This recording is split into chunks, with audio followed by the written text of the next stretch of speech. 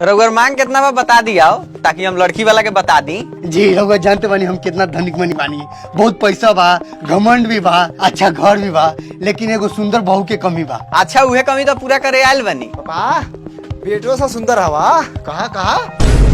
अच्छा एमे कहे के बात बा, हमर बेटा सब हीरो बा हीरो। अच्छा उ सब तो ठीक बा, एक बार तनी बुलावल जाओ लड़का के हमू देख ली। बउआ जा भैया के बुला के ले आओ। अच्छा ठीक बा, ले आओ तुम भैया। आगे नहीं हमर लड़का सब बहुत तेज बा। अच्छा बात बा। पापा आगे नहीं। अरे साला माथा सबत नहीं कस। ये हमर हीरा लड़का बा, देखी देखी। अच्छा भूला जी रउआ मांग कितना बा? देखल जाओ दलाल जी, ज्यादा कुछ ना कम। हमर दुइयो के बेटा बा, 20 लाख रुपया चाहिए, एगो 4 चक्का। हमार लार चक्का चाहिए। साला ये भगवाई। ए महाराज 20 लाख रुपया नु होखेला। लड़की बा टॉप क्लास के, रउआ लड़का बा थर्ड क्लास के, और ऊपर से रउआ बिखाई ने हगतनी। हाँ रउआ बात एकदम ठीक कहता नहीं।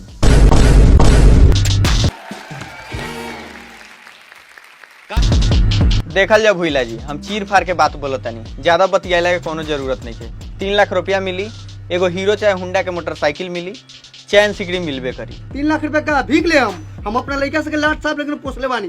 पैसा कौड़ी जमीन जाता के हमरा कमी बा का?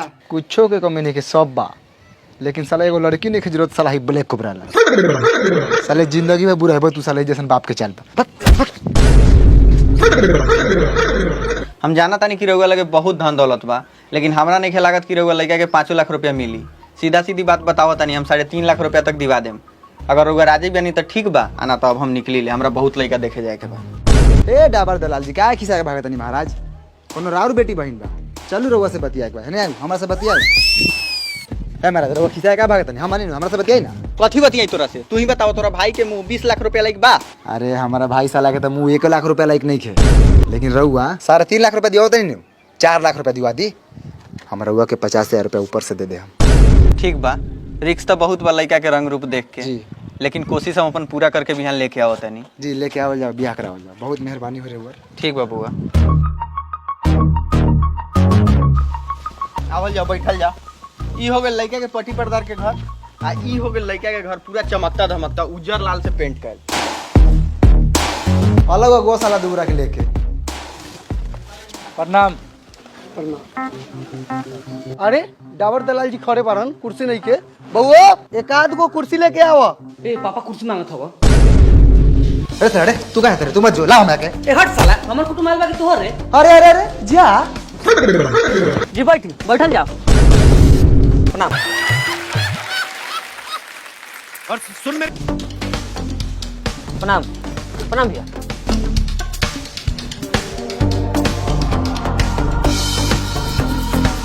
जी बाकी सब तो ठीक बा, जो ना काम ला रहनी वो काम हो जाओ। हम चाहतनी कि लड़का के बुलाऊ, तनी लड़का देख ली हम। पापा आए लागत इहे लइका बा, हीरो लागत।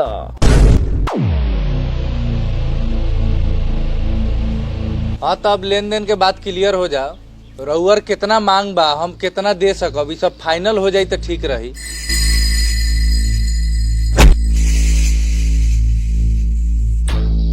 लेन देन तो होबे करी, छोड़म थोड़ी है। पहले लड़का पसंद बा। जी हमरा लड़का पसंद बा। बउओ तोरा लड़का पसंद हो? हाँ ठीक लागत है, तनी लखुरात बा, लेकिन दीदी लाइक सही बा। ये सरवा का धन संपत्ति के कोनो कमी नहीं थे, तो यो हमरा दूरा पर रात दिन उठल बैठल करले। ई सरवा तीन को कौन बारे, लेकिन एक हम नहीं के चिन्हत। सिलेंडरवा के कुटुंब आइल है। करिया कवा के। हाँ कुछ पूछे के बा, पूछ ली। हाँ पूछ ली, कुछ संकोच ना रहे के चाहिए। तो बउओ बाबूजी के नाम बतावा। जी भूला दास। बउओ तोरा से ना पूछनी है, हई बउआ से पूछनी है जिनका ला बातचीत चलता। जी हमरा से पूछल जाओ, बहुत तेज लड़का बानी। नाम मोबिल कुमार, बाप के नाम भूला दास, दादा के नाम धनीलाल दास, परदादा के नाम भिखारी दास। ग्राम घटियापुर, थाना मोतीपुर, जिला Muzaffarpur, Bihar. 843111 pin code, mobile number 99 315। चुप रे बनारा। ए महाराज दोनों में से केकरा के पसंद कई नहीं हो? हई चश्मा वाला बउआ के। चश्मा वाला तकबो ना करो मुकरा पर, बहुत कीमत बा ओकर, रउआ से ना किनाई। काहे ना किनाई हो, कोनो हीरा मोती हवा। का हो दलाल जी, कथी कह के बोलेले रहनी, चुप काहे बानी? ए महाराज हम कथी कही हो, हम तो पहले ही बतैले रही कि लड़का हीरा बा लेकिन थोड़ा समता बा। हीरा ई तो पूरा जीरा लौकता, तेल में छेवकल। काहे बोला तारा हो? माना तो नहीं भाई तोरा करिया बा, लेकिन हमनी के पास धन संपत्ति की कमी थोड़ी बा। तोर बहनी हमारे घर में आई नु तो राज करी राज। बात सही बा पद्मेश्वर जी, राउर बेटी ये घर में आई तो राज करी राज, एमे कहीं से काटे वाला बात नहीं के। अरे ये लोग खानदानी नु बा। तो एक हाँ और पकड़ का झाट वालो खानदानी बा। महाराज लड़का पसंद बा तो बोलू, बात आगे मैं बढ़ो। ना पसंद बा सेव बोलू, लेकिन लड़का करिया बा कह के बेइज्जत ना करू। लड़का फेकल नहीं के हमर। हाँ सोच ला, रोज हमरा घर में खस्सी मुर्गा मच्छरी बनले, खाए पिए में दिक्कत ना हुई रारू बेटी के। रे बउआ रे चुप रह, आज के डेट में सबके घरे बनल है। भोला जी हमनी के 10 मिनट के समय देवल जाओ। पद्मेश्वर जी होने चलल जाओ, कुछ बात करे के बाद। चल बबू जाए कुछ बतियाई साला सा। देखल जाओ पद्मेश्वर जी, ये लोग खानदानी बा, लड़का के धन दौलत बा, खेत बाड़ी बा, तनका समते नु बा, तो का करे के बा, ओकरा के चाटे के बा। ये घड़ी ऐसन ऐसन क्रीम आवता कि 2-3 दिन लगाई तो बड़े लगी। उ सब तो ठीक बा दलाल जी, रउआ तो जानते बारी कि ये घड़ी के लड़की सके स्मार्ट लड़के चाहिए। ठीक बा, देखा तनी ये घड़ी धूप कितना बा, घाम में घूमत होइए चलते करिया हो गल बा। शादी बाद 10-15 दिन घर में रही अपने गोरा जाई, उ कोनो लड़की बा। अच्छा ठीक बा, तैका ई लोग से पूछ ली लइकावा के बारे में कि लइकावा कैसन बा। पूछी भाई साहब, भूला जी के बड़का लइकावा के चाल व्यवहार कैसन बा? हमार का लाड़े जाना था ओकरा बारे में, ओकर चाल स्वभाव कैसन बा, ओकरा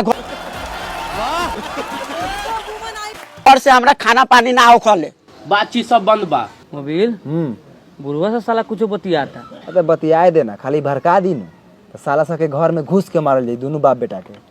ए चलू महाराज, पट्टी पर्दार केहू के ठीक ना होखेला, एक दूसरे के देख के जलत रहेला। उठ उठ उठ। ठीक बा, लइका हमरा पसंदे बा, चली अब लेन देन के बात क्लियर हो जाओ। हाँ तो दलाल जी के पता बा, बतलई हुई मांग कितना बा? जी पता बा, 4 लाख रुपया, एगो स्प्लेंडर गाड़ी, एक भर के सोना के सिकरी। 4 लाख रुपया वो गाड़ी के कहलक ह? ए हम कहनी रउगर बेटा से बात भेल बा। ठीक बा, हम अपना बेटा से बात कर लेते हैं। बउआ हेने आओ। कितना कितना रुपया कोले बारे? 4 लाख। 4 लाख साले तोनी के जिंदगी भर कुंवारे मुआ दम, लेकिन 4 लाख में शादी ना करम, चाहे कोनो के लेके उड़ा क्या साले मालिक बन।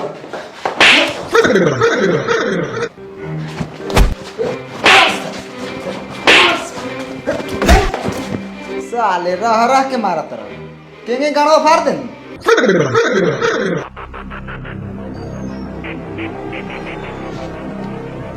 ए तू ही बोल।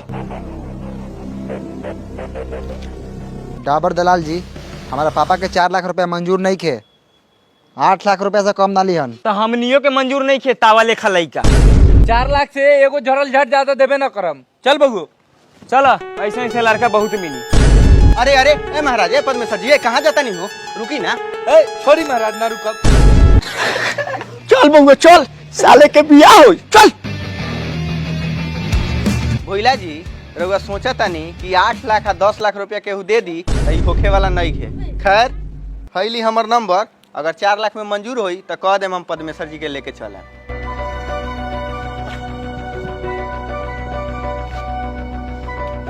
साला हमनी के जवानी हिलोर मारा था, आ इनका 8 लाख चाहिए। ताकत काथी बारे रे? साला बियाह करे लगा हम ही जो लगाए कि तू लगाए? हम कथी लगाई रे? तो मत लगाओ, जाके लेटरिंग में दिन रात मेहनत कर जो।